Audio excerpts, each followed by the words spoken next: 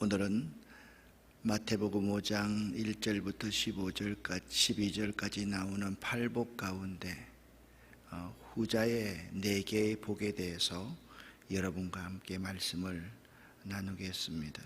설교를 준비하면서 그냥 단순하고 명료하고 간단하게 여러분과 함께 팔복을 정리할 수 있어서 참 좋았다, 그런 말씀을 여러분에게 드립니다.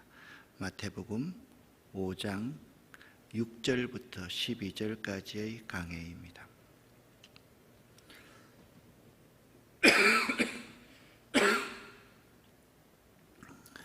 마태복음 5장부터 7장은 산상설교입니다. 이 설교는 하나님 나라의 실제적인 삶에 대한 완전한 윤리의 강령입니다. 하늘나라를 맛보고 사는 사람은 이러한 삶을 살아야 된다라는 점입니다. 특별히 마태 공동체는 유대인 가운데서 예수를 믿는 사람입니다. 그들은 율법과 선지자에 대해서 매우 관심이 있었습니다. 마태 공동체의 마태복음을 기록하는 마태에게는 율법의 근본 목적이 무엇인가, 그것이 매우 중요한 가르침의 한 요소입니다. 율법의 근본 목적은요, 하늘나라 삶에 대한 표준을 제시합니다. 그리고 예수 그리스도를 통한 사랑입니다. 율법의 정신은 그것을 마태는 강조하고 있습니다. 팔복 중에 처음 4가지 복, 후자 4가지 복을 나눌 수가 있는데요, 처음 4가지 복은 어떤 의미가 있는가 하면 사람이 자기 자신에게는 의가 없다는 사실을 발견하는 단계를 말하고 있습니다. 그러니까 여러분과 저에게는 뭐가 없다? 의로움이 없다는 것을 발견하는 것이 처음 4번째 복의 내용입니다. 2번째, 나머지 5번째부터 8가지의 복은 뭐냐면 이미 복을 받은 사람이 마땅히 행해야 할 책임에 대해서 말하고 있습니다. 그리고 오늘 여러분과 함께 나눌 말씀의 핵심은 뭐냐면, 이미 복을 받은 사람은, 이미 하나님 나라를 경험한 사람은 마땅히 이런 것을 행해야 한다, 그 점을 말씀하고 있다라는 것입니다. 그러므로 예수께서 말씀하신 팔복은 하나님 나라의 복이 8가지의 다른 모습으로 나타나지만, 심령이 가난한 자는 복이 있나니, 오늘 의를 위해서 핍박을 받는 자는 복이 있나니, 이렇게 다르게 나타나지만 그것은 결국 하나의 복이다라는 의미입니다. 내가 얼마나 부족한지를 깨닫고 하나님의 은혜를 입은 사람, 하나님의 복을 받은 사람은 반드시 이러한 삶을 살아야 된다. 그러니까 이게 기준입니다. 기준. 우리 신약시대 예수를 믿는 사람들은 이런 삶을 살아야 된다. 자기의 생활 방식이나 자라났던 배경이나 자기의 나이나 상관없이 이 8가지를 여러분과 제가 꼭 지키면서 살아야 된다, 그 말씀입니다. 또한 팔복에 사용되는 복이라는 단어는 마카리오라는 단어인데요, 이것은 믿는 사람들이 누리는 최고의 행복, 최상급의 행복을 말을 합니다. 따라서 복이 가져오는 열매는요, 바실레이아, 천국입니다. 곧 하나님의 영적인 통치가 이루어지는 세계 속에서의 행복과 평화, 그러니까 하나님의 통치를 받아들이는 사람이 복 있는 사람이고, 하나님의 통치를 받아들이지 아니하는 사람은 복이 무엇인지를 잘 모르는 사람입니다. 하나님의 축복이 샬롬, 항상 평화로 나타나는 것은 하나님이 통치하고 주관하시기 때문에 그렇습니다. 예를 들면 지금 러시아와 우크라이나 전쟁에서 솔직히 말하면 러시아가 이겼죠. 왜냐하면 많은 사람을 죽였으니까. 그런데 그런 무력으로 말미암는 평화는요, 평화가 아닙니다. 그것은 도리어 큰 비극, 이기고 난다, 진다, 이것이 문제가 아니에요. 전쟁이라는 것은 우리에게 엄청난 평화를 빼앗아가는 거거든, 힘으로 말미암아. 근데 샬롬은 그렇지 않습니다.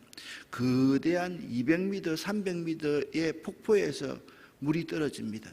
그런데 그 물가에 잠자리 한 마리가 이렇게 앉아서 왔다 갔다 하면서도 전혀 흔들리지 않는 그러한 상태를 샬롬이라고 그렇게 말을 합니다. 유대인들은 만날 때마다 샬롬이라고 그렇게 인사를 했습니다. 그것은 매우 의미 있는 그러한 일입니다. 오늘날 우리 믿는 사람이 누리는 팔복은요, 성령의 인도하심에 따라서 하나님의 주권과 통치를 받아들이는, 그것이 바로 성별된 삶이고 구별된 삶이거든요. 그걸 성경에서는 의와 희락과 평강이다라고 로마서 14장 17절에 말씀하고 있습니다.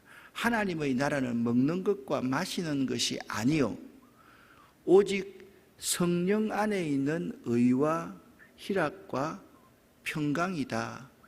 의와 평강과 희락이다. 그렇게 말씀하고 있습니다. 자, 그러면 간단하게 그저께 나누었던 처음 4가지의 복을 말씀드리겠습니다. 처음 4가지의 복은 심령이 가난한 자의 복, 애통하는 자의 복, 온유하는 자가 받을 복, 그리고 의에 줄이고 목마른 사람이 받을 복을 말합니다. 이 4복은요, 내 속에, 자기 속에 의가 없음을 발견하기 위한 것입니다. 여러분, 어떻게 심령이 가난해질 수가 있습니까? 어떻게 어려운 사람을 보고 애통할 수가 있고 하나님 앞에서 애통할 수가 있습니까? 어떻게 야생마 같은 우리들이 그렇게 온유한 삶을 살 수 있습니까? 그분의 다스림과 지배가 아니면 온유한 삶을 살 수 없거든요. 그리고 오늘 우리가 불렀던 의에 줄이고 목마른 사람, 이런 사람에게 성령의 기름이 부어져야지 정의를 위해서 살다가 고통과 어려움을 기꺼이 감내하지요. 여러분, 정의롭게 살 필요 없습니다. 그냥 나 혼자서 누가 두들겨 맞고 있어도 그냥 지나가 버리면 돼요. 아무 문제가 없어요. 그런데 그런 일들에 개입하다가 내가 어려움을 당할 수가 있는 거예요. 그건 성령의 기름 부으심이 없으면 안 되는 거지요. 첫 번째, 심령이 가난하다는 말은, 심령은 성령과 똑같은 단어를 사용하고 있습니다. 심령이 가난하다는 말은 영적으로 갈급한 상태를 말하는데요, 하나님의 통치와 주권을 간절히 바라는 겸손한 상태, 그것을 심령이 가난한 자다. 이 사람은 복이 있습니다. 왜? 천국이 저의 것으로 될 수 있는 복을 받은 사람입니다. 애통하는 자라는 말은요, 나 자신에게는 구원을 받을 만한 아무런 의의가 없음을 깨닫고 하나님의 자비를 엎드려 비는 자, 그런 사람은 복이 있다. 그리고 온유한 자들, 자신의 의를 나타내지 않고 남을 불쌍히 여기는 마음으로 주님의 사랑을 품고 살아가는 사람을 온유한 자라 그렇게 말하는데, 이런 자들에게는요, 땅을 차지하는 복을 주겠다라고 말씀하였습니다. 마지막 4번째는 의에 줄이고 목마른 자, 의를 따라 살기 때문에 당하는 모든 부족과 결핍과 필요를 의에 줄이고 목마르다라는 표현을 씁니다. 쉽지요. 해석이 어렵지 않습니다. 의를 따라 살면 반드시 나에게 다가오는 것은 결핍과 부족하다는 것이 있다라는 점입니다. 의를 위해서 핍박을 받는 사람은요, 불의한 삶을 통해서 부와 명예와 만족이 생긴다 하더라도 그것을 포기하고 오히려 하나님의 영광을 위해 살면서 고통과 어려움을 기꺼이 감내해 나갈 때 그 의를 위해서 의를 따라 사는 사람입니다. 여러분과 제가 아프리카에 선교사로 가지 않아도 됩니다. 중앙아시아에 선교사로 가지 않고 저 같으면 그냥 여기서 목회 잘하고 교인들한테 욕먹지 않고 우리 목사님 그냥 큰 대가 없이 목회 잘했다. 그러면 70세 이후 되면 그냥 살아가면 여러분들한테 대접받고 참 좋을 수가 있어요. 그런데 그러한 것들을 포기하는 삶, 그러한 영화를 포기하고 하나님의 영광을 위해 살면서 고통과 어려움을 기꺼이 내가 받아들일 때 거기에서 하나님께서 주시는 만족과 풍성함이 있다는 거예요. 그걸 믿고 살아가는 사람이 사명을 따라 살아가는 사람이거든요. 자, 1절부터 6절까지를 함께 읽어보겠습니다. 예수께서 무리를 보시고 산에 올라가 앉으시니 제자들이 나아온지라 입을 열어 가르쳐 이르시되 심령이 가난한 자는 복이 있나니 천국이 그들의 것이며 애통하는 자는 복이 있나니 그들이 위로를 받을 것이며 온유한 자는 복이 있나니 그들이 땅을 기업으로 받을 것이며 의에 줄이고 목마른 자는 복이 있나니 그들이 배부를 것이며. 아멘. 자, 팔복 중에 나중에 4가지의 복을 읽을 테니까 여러분들이 하얀 부분을 읽어주시기를 바랍니다. 긍휼히 여기는 자는 복이 있나니 마음이 청결한 자는 복이 있나니 화평케 하는 자는 복이 있나니 의를 위하여 박해를 받는 자는 복이 있나니 천국이 그들의 것임이라. 나로 말미암아 너희를 욕하고 박해하고 거짓으로 너희를 거슬러 모든 악한 말을 할 때에는 너희에게 복이 있나니 기뻐하고 즐거워하라. 하늘에서 너희의 상이 큼이라. 너희 전에 있던 선지자들도 이같이 박해하였느니라. 아멘. 자, 나중에 4가지 복은 또 말씀을 드립니다. 이미 복받은 사람들이 마땅히 행해야 될 그러한 삶이다, 그렇게 말합니다. 제일 먼저의 복은 긍휼히 여기는 자의 복입니다. 남을 불쌍히 여기고 그들에게 자비를 베푸는 자들은 곧 예수께서 십자가 위에서 돌아가신 그 숭고한 사랑을 본받는 자들입니다. 예수님을 진심으로 따라가는 그러한 사람이라는 겁니다. 이러한 자들은 하나님의 자비와 긍휼을 받아 죄의 용서를 비롯한 모든 용서를 받고 평안과 기쁨을 누리는 축복을 받습니다. 그러므로 예수 그리스도와 연결되지 않는 자비나 긍휼은 자신의 공로와 선행을 나타내는 자기 만족에 불과한 것입니다. 주님께서 우리를 불쌍히 여기신 것 같이 우리도 우리 이웃을 불쌍히 여기고 긍휼을 베푸는 것은 성도의 마땅한 의무로서 신앙의 표현이지 그걸 자랑할 수 있는 자랑거리가 아니라는 거예요. 사랑은 마땅한 겁니다. 이웃에게 긍휼을 베푸는 것은 마땅한 겁니다. 왜? 내 스스로 모든 것을 얻지 않았기 때문에, 그분의 은혜로 얻었기 때문에 그것은 사랑의 표현이지 결코 그 사람의 공로가 될 수가 없다. 그런 의미에서 우리 교회에서 항상 강조하는 돈 벌어서 남주자, 성공해서 남주자, 선교하다 망하자, 구제하다 망하자, 하나님이 절대로 많게 안 하신다. 이 말은요, 이 말은 정말 우리의 사랑의 표현이다. 우리가 마땅히 천국 백성으로 살아가면 그거 자랑할 것이 아니고 그거 사진 찍을 게 아니고요, 그냥 마땅한 거다.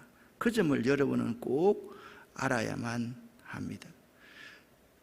그러나 우리들은 그렇지 않습니다. 이 마땅함에도 불구하고 우리는 그렇게 살지 못한다라는 거예요.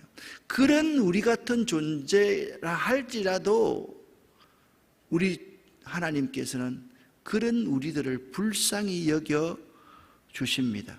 이것이 하나님의 은혜이다 라는 것을 알아야 돼요. 우리는 자꾸 자랑하고 싶어요. 자꾸 드러내고 싶어요. 우리 교회가 어떤 일을 한다, 그거 말하고 싶어요. 그런 거 아니에요. 제가 자랑이 아닌데 말씀드렸는데요, 이번에 외국인 노동자들 모이는 곳에 제가 이사로 있기 때문에 갔더니 저는 이런 말 안 하죠.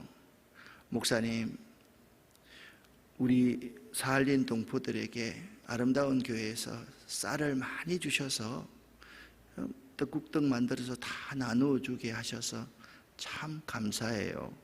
목사님, 아름다운 교회에서 이 마스크 거의 100만 장 정도 이렇게 주셔서 외국인들하고 잘 나누었어요. 목사님, 아름다운 교회에서 계양천을 그렇게 아름답게 살렸다면서요. 아름다운 교회에서 나라에서 나오는 정부에서 우리를 지원한 지원금을 나누었다면서요. 여러분, 그렇게 할 때 내 어깨가 우쭐해지는 거, 그거는 아닙니다. 그런 말을 들을 때 더 부끄럽고, 그래 우리가 앞으로 더 잘하겠습니다 라고 말할 수 있는 자세, 그런 자세를 우리들이 가질 수 있어야 된다라는 거예요. 자, 그 다음에 6번째, 마음이 청결한 자의 복입니다. 마음의 청결은 곧 행위의 거룩함으로 연결됩니다. 그러므로 육신의 정욕이나 안목의 정욕이나 이생의 자랑, 우리 심령의 부패라는 것은 하나님의 요구와 정반대 입장에 있습니다. 하나님의 요구는 뭡니까? 우리의 마음이 청결해야 되고 우리의 행위가 거룩해야 되는 것이 하나님의 요구인데, 우리는 자꾸 육신의 정욕과 안목의 정욕과 이생의 자랑을 따라 살아가는 것입니다. 그런 우리가 진노의 대상이 되는 것입니다. 따라서 우리들은 항상, 믿는 자들은 항상, 천국 시민들은 항상 해야 될 게 뭐냐? 자랑하고 드러내는 것이 아니라 그분 앞에서 우리의 잘못을 고백하고 깨끗한 심령으로 하나님 앞에 나아갈 수 있고 이웃에게 나아갈 수 있어야 되는 거예요. 이웃들이 우리를 볼 때 참 당신은 예수 믿는 자입니다. 아름다운 교회는 정말 예수 믿는, 잘 믿는 교인들이 모인 것 같습니다. 그런 말을 자연스럽게 들을 수 있는 교회와 교인이 될 수 있어야 된다라는 겁니다. 죄송합니다. 집에서는 기침을 안 하는데 여기 올라오면 기침이 나오는 것 같아요. 우리가 우리 속에 있는 마음의 악을 버려야만 합니다. 마음의 악은 어디서부터 생깁니까? 예? 우리의 마음의 악은요, 우리를 드러내고 우리를 자랑하려는 데부터 마음의 악이 생깁니다. 그래서 항상 하나님 앞에서 정직한 삶을 살아야 된다. 자, 그 다음에 7번째, 화평케 하는 자의 복입니다. 화평케 하다라는 헬라어는 참 평화를 만드는 사람, 평화를 위해 일하는 자들이라는 뜻을 가지고 있습니다. 여기 헬라어 평화 에이레네는 예수 그리스도를 통해서 우리에게 주어지는 평화, 세상이 줄 수 없는 평화, 그것을 바로 에이레네라고 그렇게 이야기합니다.